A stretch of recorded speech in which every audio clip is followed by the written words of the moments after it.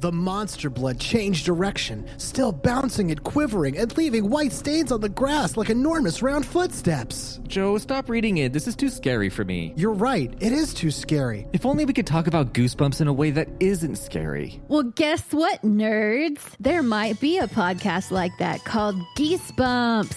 Geesebumps? Did you mean Goosebumps? Maybe. Geesebumps is a comedy podcast based on the works of R.L. Stine. Hosted by me, Danielle, PhD. And me, JoJo, PhD. And me, Jeff, regular person. Featuring goofs, funny voices, and the occasional critical thought. Geesebumps! Available on Podbean and everywhere else podcasts can be found. It's scary time. Lock your doors, check under the bed, and turn on a nightlight because it's time for the scariest stories, history, and conversations ever heard. Every week, an independent creator tells us about the paranormal, ghosts, monsters, hauntings, creepy places, enchanted objects, aliens, and more. Best of all, if you like the creator, you can follow them for more great content, if you dare. Search for Scary Time by Indie Drop-In, wherever you stream podcasts. Welcome to Reverie True Crime. As always, I'm your host, Paige. Today, I'll be telling you about the only woman in Australia sentenced to life imprisonment without the possibility of parole. Her name is Katherine Knight. I hope you had something to eat before you listen to this episode, because I guarantee you won't be too hungry afterwards. Buckle up and let's get started.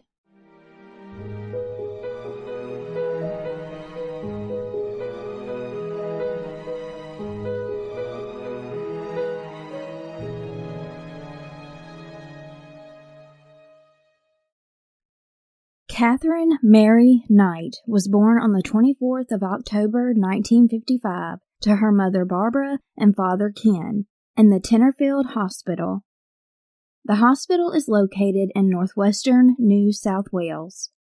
Her mother had just given birth to Katherine's twin sister, Joy, 30 minutes before Katherine.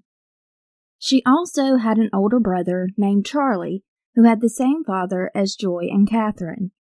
Barbara had previously been married to a man named Jack, and they had 4 boys together named Patrick, Martin, Neville, and Barry. Barbara actually met Ken through Jack, which was the talk of the town. When Barbara and Jack divorced, Patrick and Martin, the eldest sons, were staying with Jack. The youngest of the children went to Sydney to live with their aunt. In 1959, Jack passed away, and this is when the eldest sons moved in with their mother. In 1961, Katherine's mom, Barbara, and Ken had another baby, a son who they named Shane. Needless to say, Katherine had a pretty big family, but it wasn't quite the picture-perfect one at all.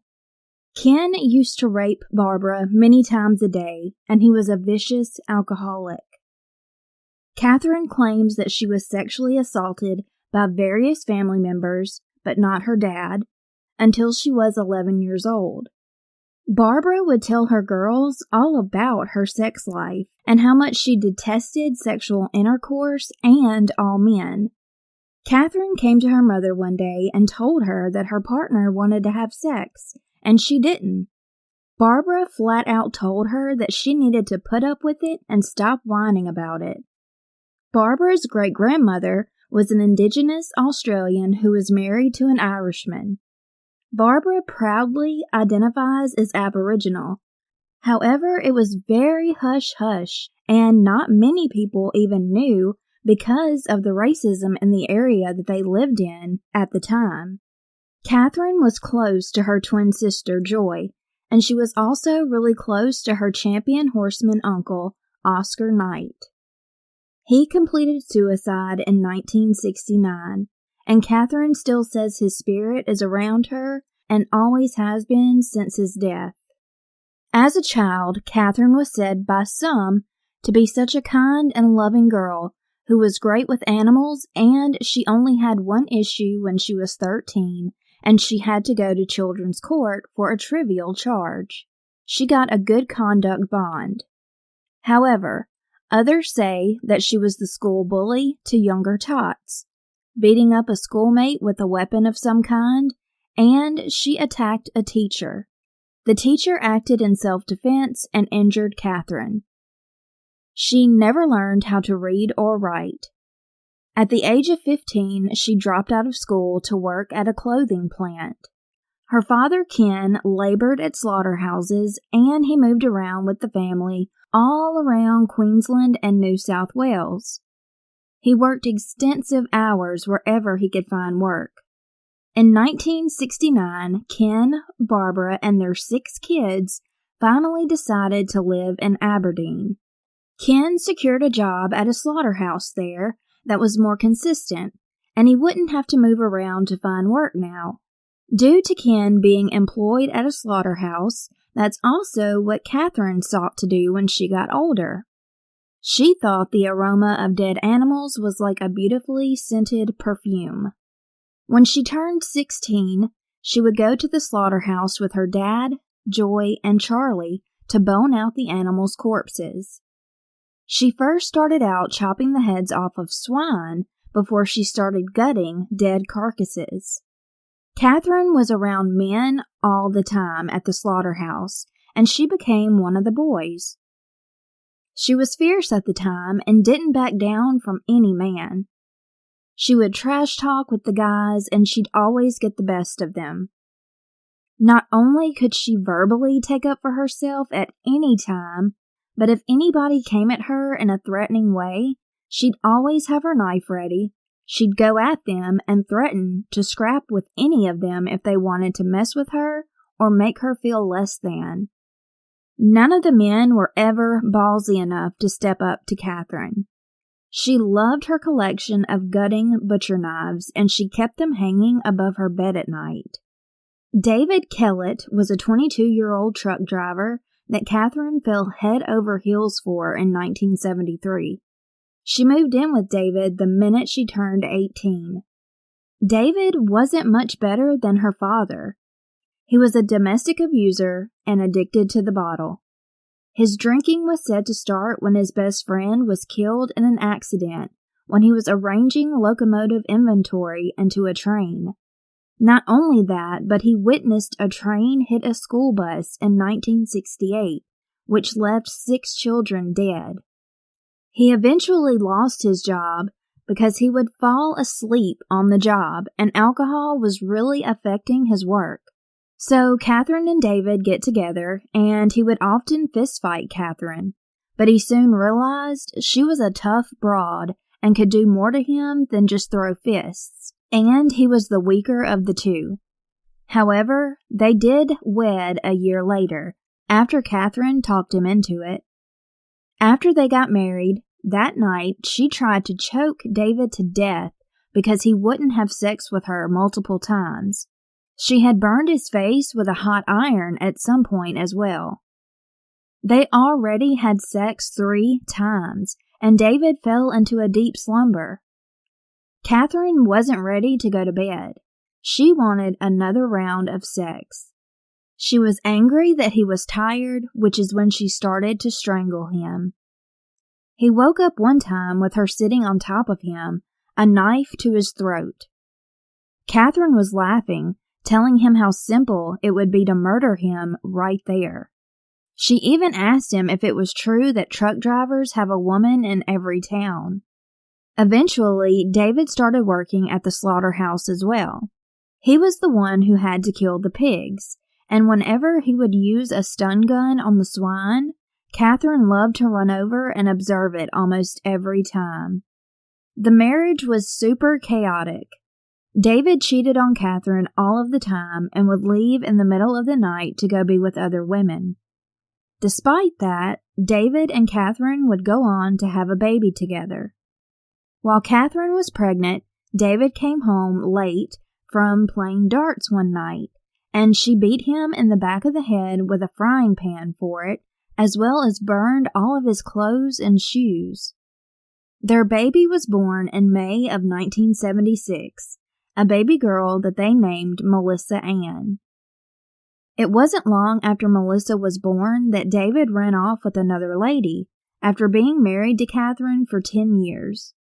He moved to Queensland to live with the new woman because he said he couldn't take Katherine's behavior anymore. Katherine was jealous, selfish, controlling, violent, and terribly irritable. David wasn't the victim here either. He was an abusive alcoholic and was drunk all of the time. Katherine's own mother even told him that she knew Katherine had a screw loose and a horrid anger problem. After David was gone, Katherine's violent nature increased severely. David stated, quote, "The old girl," meaning Barbara, "said to me to watch out. You better watch this one or she'll fucking kill you. Stir her up the wrong way or do the wrong thing and you're fucked. Don't ever think of playing upon her. She will fucking kill you." And that was her mother talking. She told me she's got something loose. She's got a screw loose somewhere. End quote. Katherine had no one to take her rage, anxiety, depression, and revenge out on except Melissa, her 2-month-old. She placed Melissa into her little stroller, took her to a railroad, and put her on the tracks so a train would run over the defenseless baby. Thankfully, there was a man close by, and he heard the wailing cries of Melissa. Heroically, he ran over and saved her. The exact same day this happened, she went into complete mad woman mode and started swinging an axe that she had stolen around in the air, terrorizing people, saying she was going to kill them. Katherine was fortunately arrested, and the police admitted her into St. Elmo's Hospital, located in Tamworth, where she stayed for a few months. After they established Katherine had postpartum depression, she was free to sign herself out and go. Even though, while she was in the psychiatric hospital, she told more than one nurse that she wanted to murder a mechanic that fixed David's vehicle because that was what allowed him to leave her. Only a few days after she left the hospital, she took a butcher knife to a woman's face, a woman that she knew, and sliced this woman's face, threatening her and telling her to take her to David. This woman was bleeding so bad while driving Katherine. They pulled into a gas station, and this is when the woman managed to jump out of the car and get away. The police were called by the owner of the gas station, who was completely hysterical. The police arrived to a terrifying scene. Katherine was holding a baby boy hostage by his shirt and waving a knife around. The cops grabbed a few brooms they had easy access to, and they started beating Katherine with the brooms and gripped onto her until she dropped the little boy and the knife. The authorities were able to get the boy and get him out of her reach. A local doctor said that she needed to be admitted into Morisset Psychiatric Hospital and detained. She was to be treated and be watched closely as well. Her baby girl was given to her parents at the time she was in the hospital. David was now driving a truck for a living in Queensland. The authorities let him know that Katherine was under heavy sedation at the mental facility and was placed in the psych ward. David and his mom, Jean, went to see his Katherine. She was in absolute heaven when she saw him. Katherine was able to leave the mental institution on the 9th of August, 1976. She was able to be in Jean's care under one condition. Jean had to make sure that Katherine took her medicines. On the way to Jean's house, they picked up baby Melissa. It was only a few weeks later that Katherine and David rented a small house together in Woodridge, which is in Queensland. David continued to be a truck driver, while Katherine got employed at Denmore Meatworks, where she did what she did best, gutting the corpses of animals. To no one's surprise, when David and Katherine were back together, the relationship was tumultuous. Katherine was more violent than ever, usually for no reason.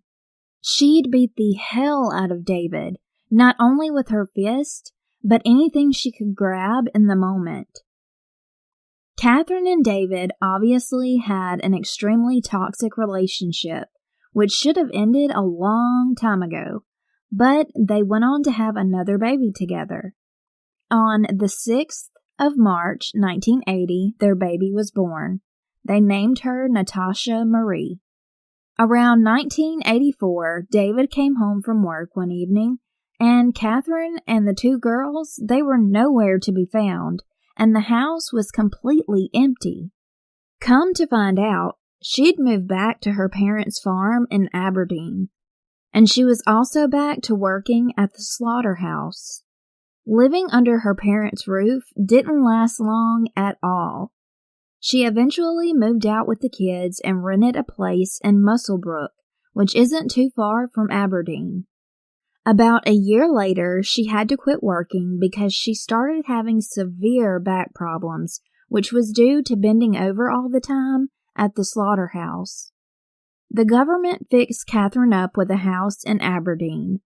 The situation was great because the house was really close to the kids' school and she was getting a regular disability check as income. Since she had broken up with her husband, she tried dating a bit. It just wasn't working out for her in the dating department for a while. In 1986, she met a 38-year-old mine worker named Dave Saunders at a hotel. He was from Scone. He was said to be a great guy, with his only downfall being that he drank a good bit. Katherine was very happy and had a way of making Dave fall head over heels for her. He also loved the fact that she wanted to have sex all the time. For a few months, they were in that honeymoon stage of a relationship. Everything seemed so grand and wonderful. Dave settled in with Katherine, Melissa, and Natasha while still keeping his apartment in Scone. The honeymoon phase of their relationship soon fizzled out as Katherine started accusing Dave of cheating on her when allegedly he wasn't. It was her paranoia and jealousy that made her wonder what he was doing when he wasn't at home. When she started hounding him about all of this all of the time, their relationship just completely went downhill from there. Dave would be kicked out of the house, back to his apartment in Scone. Every time he would get settled back into his place, here Katherine would come, begging him to come back, and unfortunately, he would follow her like a lost puppy back to her place every single time. As with her ex-husband, Katherine would abuse Dave with her fists and boots. In May of 1987, things would steadily get worse. Katherine told him that if he ever cheated on her, saying this as she cut the throat of Dave's puppy, then knocking the puppy in the head with a frying pan until it died, right in front of him, that is basically what would happen to him. Despite this, Dave loved Katherine. No matter how chaotic and violent things got, even with Katherine attempting to kill herself, Dave didn't want to give up on her. The next year, they had a baby together in June named Sarah. When Sarah was born, things actually started to get better. So much better, in fact, Dave put money down on a house on McQueen Street in Aberdeen. In 1989, Katherine was able to pay off the house completely. It wasn't the biggest house, but it was perfect for their little family. Katherine was able to decorate the house however she wanted, and she decked it out in pure Katherine style. Cowhides on the walls, water buffalo and bull horns, furs, as well as sheep and cow skulls and deer antlers. That's not all. She had a stuffed peacock and a stuffed fawn. Hanging from the beams of the ceiling were rusted animal traps, forks, spoons, motorcycle jackets, leather coats, pitchforks, a rusty rake, boots, horse crop and saddle. Every nook and cranny in the house was stuffed with clothes, books, and newspapers. She also had a huge collection of horror movies. Needless to say, she finally had her dream home. New baby, new house, festooned with all of her favorite things, the happiness, of course, wore off. The violence fired back up. She stabbed Dave in the stomach with scissors and beat him over the skull with an iron. Dave took off back to Scone to his apartment because he thought he had finally had enough. After only a week, he was back at the house with Katherine and the kids because she invited him over, and as usual, he couldn't resist the invitation. When he showed up, to his surprise, he discovered that all of his clothes were shredded and torn by Katherine and then taken to the dump. Well, that was Dave's breaking point, finally. He left. He took all of the leave from his mining job and went into hiding. Katherine searched near and far for Dave, but she couldn't find him. She was angry because his friends knew exactly where he was, but they weren't going to tell her no matter what. Katherine, finally realizing she wasn't going to find Dave, threw in the towel. She then went to the police station and told them that she was in fear of her life if Dave were to ever come back. The authorities issued an apprehended violence order against Dave so he couldn't legally see the kids or her. Now, Dave had no idea about this, and a few months later, he had been missing his daughter Sarah so much that he went to see her, but quickly found out that he couldn't. In total Katherine fashion, she was in a relationship within months and got pregnant. She had a son in 1991 named Eric by 43-year-old John Chillingworth. Not shocking at all that he worked at the slaughterhouse in Aberdeen. Their relationship lasted 3 years, and she left John Chillingworth for another John, John Price. She had been cheating on John Chillingworth with John Price for a long time. She met him in 1993 at a hotel. They were both 38 years old at the time, and the affair was the best thing that could have ever happened to John Chillingworth, to be honest. He straightened up, got his life together, and lived happily ever after, unlike John Price. Everyone described John Price, also known as Pricey, as a great man who would do anything in the world for anyone. He'd been married previously and he had 3 children. The ex-wife took the baby when they split in 1988. She left him to raise 2 teenagers. He owned his own little house on St. Andrew Street in Aberdeen. He also made excellent money as a mine worker. Katherine and the children were spoiled and had everything they ever needed or wanted. John had heard about how violent Katherine could be, but he brushed it off because he really liked her and his kids did as well. They moved in together in 1995. As always, in the beginning, Katherine seemed like the perfect, loving lady. She would always make the meals, catered to her man, and drove him home from the hotel when he was so drunk he couldn't walk. He loved that she was super spicy in the bedroom, too. Katherine couldn't hide who she really was for long. Eventually, she would treat him the way she did every other man. It went the exact same way, including the breakups and getting back together. Katherine was living in John Price's home on St. Andrew Street, and everything was escalating. The abuse, the accusations, splitting up, getting back together. They would go to local hotels to have one drink too many, and people would just watch their awful fights. Everyone always saw them fighting, even at John's home in the front yard or in the street at times.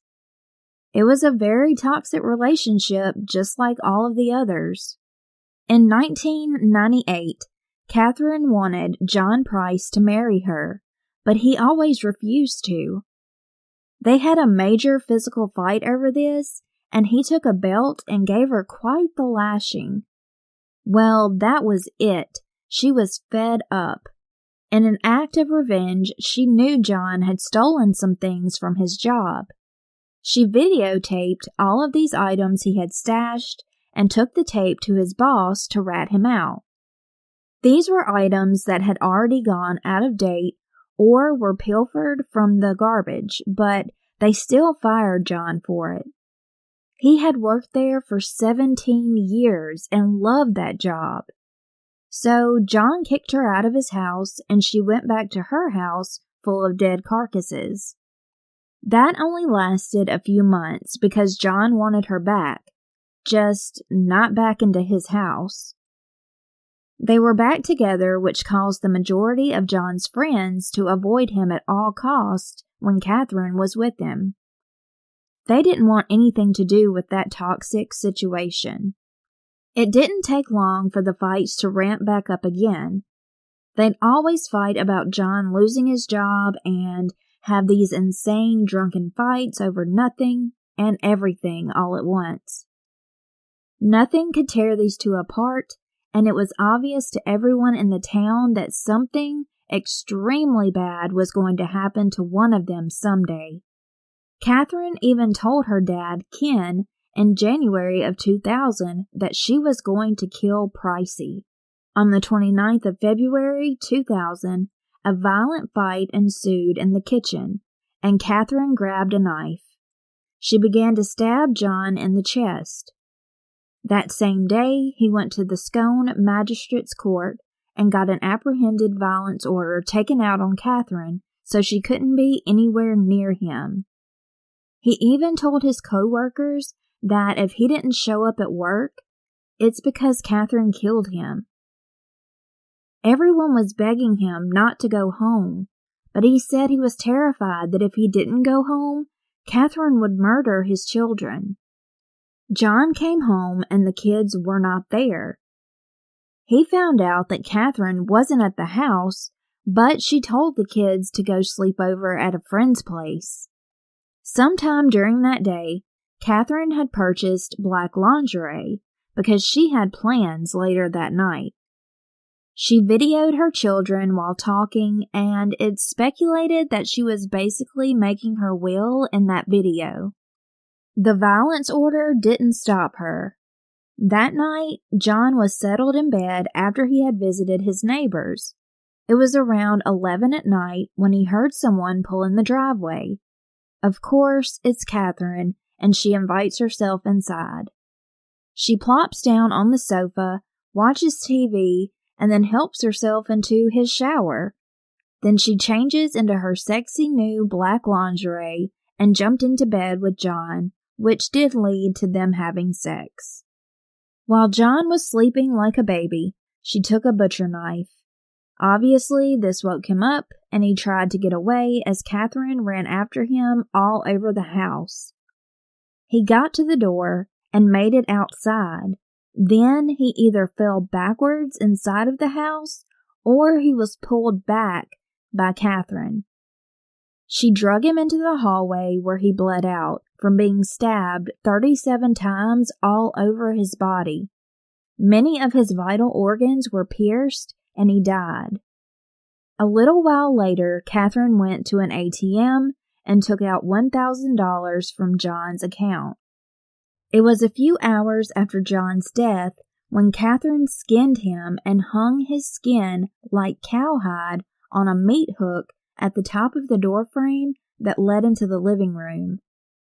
She severed John's head and mutilated his whole body, cooking some of the parts which she severed with baked potatoes, pumpkin, beetroot, zucchini, cabbage, yellow squash, and gravy.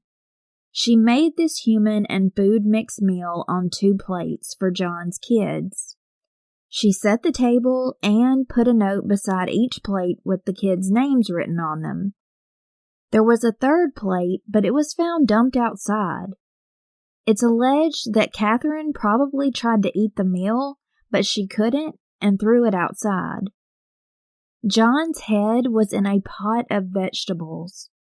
Katherine sat up what was left of John's body, laying his arm over an empty soda pop bottle while she crossed his legs.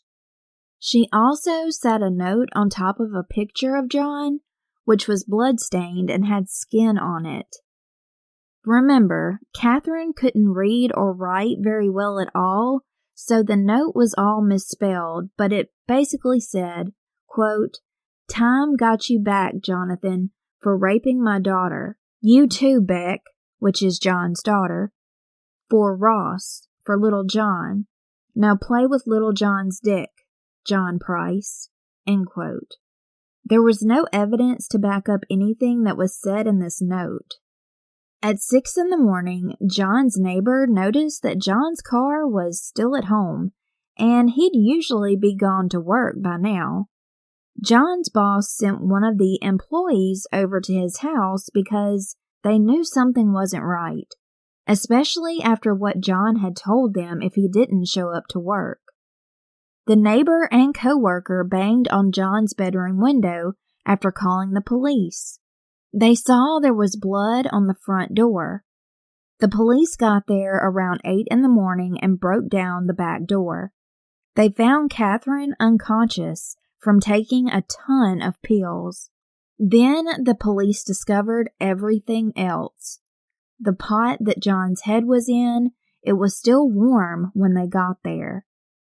Thankfully, the children were at school, and all of this was found out early before the children could find it.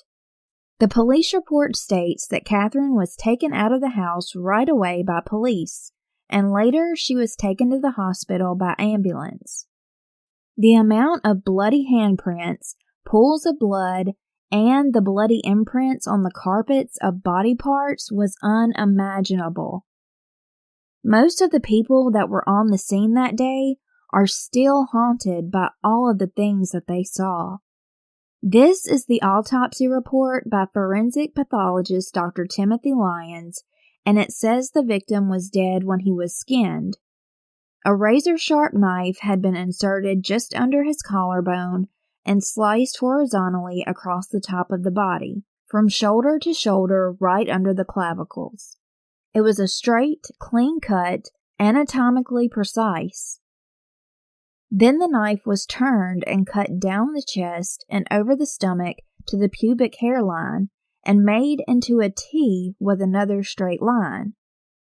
Tracing the knife tip around his pubic area and careful not to cut his penis or genitals, the killer cut down the front of John Price's thighs, over the knees, and to his feet.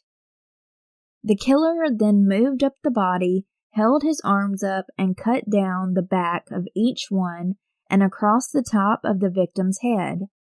The killer then peeled the victim's skin off, including his head, his hair, his face, and all the way down the length of his body to the feet, exposing the victim's intestines.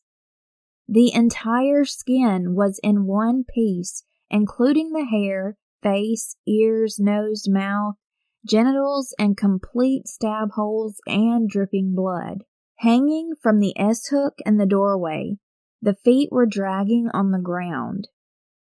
The killer then removed the victim's head clean at the C3-C4 junction, right at the top of the shoulders using a very sharp knife. The cut was precise and clean. The killer would have been covered in warm, sticky blood. The whole procedure would have taken about 40 minutes.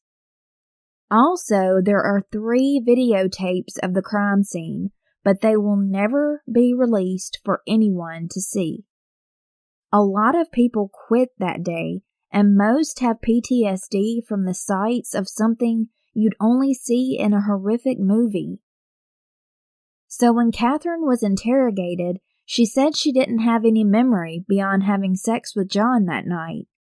She told investigators, quote, "He wanted sex, so we had it. He was gentle and kind, and afterwards he went to the toilet. He was walking back to bed, and that's it," end quote. On the 6th of March 2000, she was charged for the murder of John Price while she was in a psych ward. Katherine at first pleaded not guilty. This would mean the family, the jury, and everyone there would have to look at every bit of evidence, which would cause so much trauma, as it already had to many people that were on the crime scene. So Justice Barry O'Keefe told 60 of the possible jurors that they could leave due to the photographic evidence being extremely horrible. 5 potential jurors did leave. The trial was in October of 2001. Katherine pleaded guilty. Even the psychiatrist said she was completely sane when she murdered John. A lot of psychiatrists agreed that she could have slight amnesia or dissociation, but that she still was sane. This also was a relief that the family and everyone else didn't have to go through the horror of seeing the photographs and all of the other evidence collected. November 8th, 2001. Katherine was told she would spend life in prison without even the slightest opportunity for parole. Her papers were even marked, quote, "never to be released." She has tried to appeal the sentence in 2006, saying her time she is to spend in prison is too long for what she did. Of course, it was thrown out. She may have pleaded guilty, but she still says she doesn't remember a single thing. Even at the sentence hearing, Katherine's lawyers begged for her to be out of the room when he read the facts of the murder, but that was denied and she had to sit and listen. Some think, after she tried to eat a piece of John, it was so disturbing to her that maybe she had blocked it out of her mind, but who really knows? When the details came up about the skinning of John's body, decapitation, among all of the other horrendous things she did, Katherine went into hysterics and they had to sedate her. Katherine turned 65 this past October. As of February 2020, Katherine, then 64, still has a visitor, John Chillingworth. He said that she is doing better than ever. She's in the Silverwater Women's Correctional Center where other inmates refer to her as the Nana. John Chillingworth told the Daily Mail in Australia, quote, "She seems more relaxed and more confident in herself. She just seems different. She goes to see a psychiatrist regularly, and over the years she's done a lot of self-improvement work. The last time I visited her in Silverwater was about 18 months ago. We spoke about family, old times, what she's been doing in prison, and what she's been doing to get well. She does pottery class, and she's pretty good at it. She likes painting. She seems to be calmer and mixes with the other girls. It's like a big dormitory, but she gets on with everyone. They call her Grandma. She's aged a bit, well, a hell of a lot, actually. She looks older in the face, and her hair, it's not fiery red, it's gray now. She's also put on a little weight," end quote. John Chillingworth said that he was never scared the 3 years they were together. The son that they had together is his reasoning for visiting Katherine. He said he doesn't want their son to grow up without a mother. Of their time together, he said, quote, "It was hard at times, rough. She could be very angry and do crazy things, but nothing to that extent, never.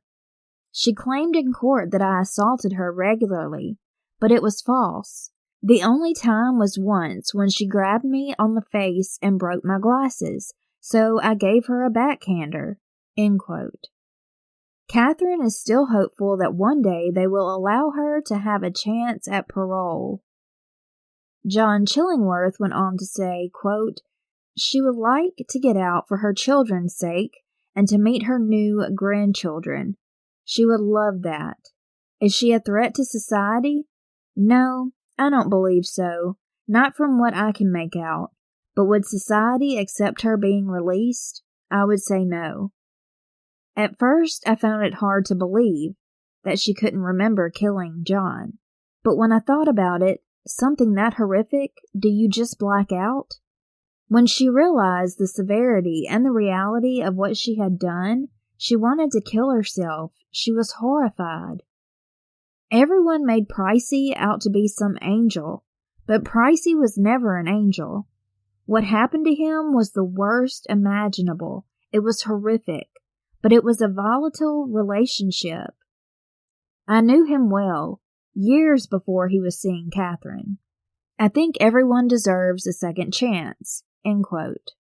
According to new.com.au, it was reported that since she was arrested, she found religion, she knits, and acts as a queen bee, trying to make everyone get along and sort out any fights or arguments others have with each other. The officers in the prison don't trust her, and they always have an eye on her. She's obviously not permitted to be around knives, and she has to be in a cell by herself just in case she ever did decide to murder again. This is an excerpt from James Phelps' book called Green is the New Black. He spoke with prison officers who oversee Katherine and with former Penthouse pet model Victoria Shimbry, who became Knight's prison friend. In the book, Victoria says, quote, "A typical day for Knight starts at 7 a.m. every morning when she wakes to go to one of the most tedious jobs in prison. She makes headphones. That's her job. She's stuck in a factory every day from 8 a.m. to 1 p.m. making headphones on a big loud machine. She gets through more work than anyone. She enjoys her job and takes pride in what she does. Knight is said to be one of the best workers in the headphone factory and commands the top wage. 4 guards flank her. They watch her every move and are with her every day. Her cell is the same size as every other cell in the wing. It's a one-out corner cell at the end of the wing. She has a bed, clothes, and the centerpiece of her room is a big old table that she uses for making art. She also sits at that table to write letters. Her room is very cluttered. She had shit everywhere. She had been there for a long time, and it was like she'd kept everything she'd ever been given. Not many people ever got to go in her room. She keeps it very private. I was in there only once, to help her lift something she couldn't lift on her own. It was her private space. She crochets and has heaps of blankets and things that she's made. There's wool piled everywhere. She has tried to make it as homely and warm as possible.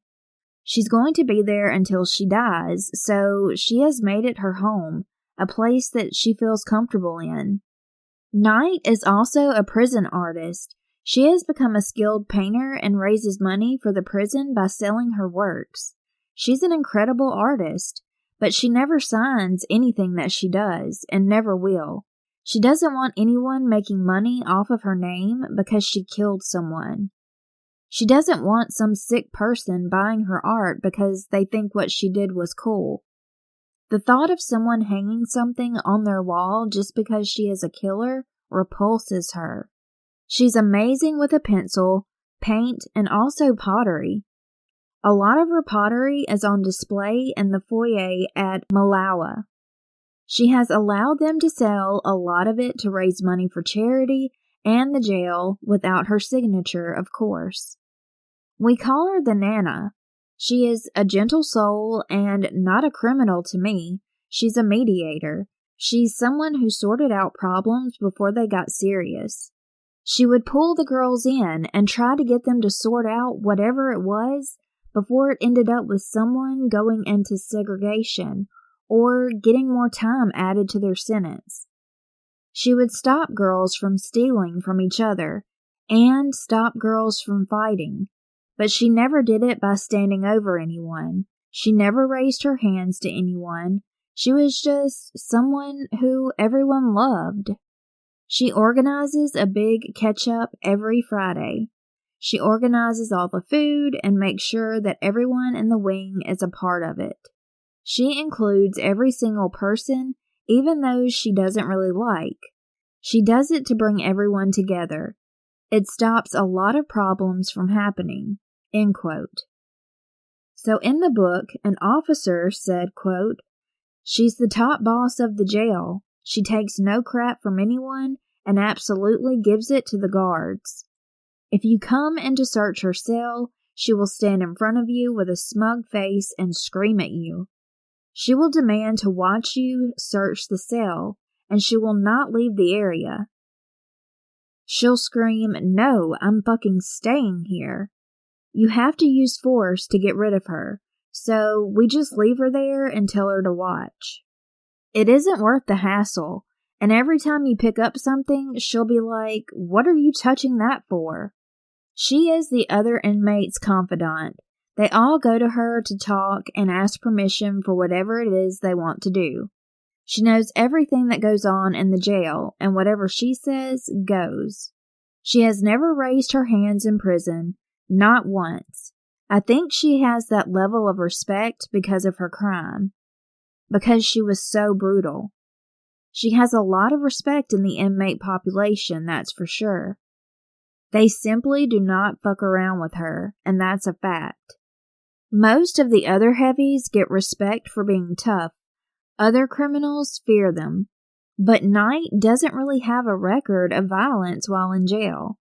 I would actually say she hasn't even had a single jail charge since she's been inside. Even the guards respect her a bit.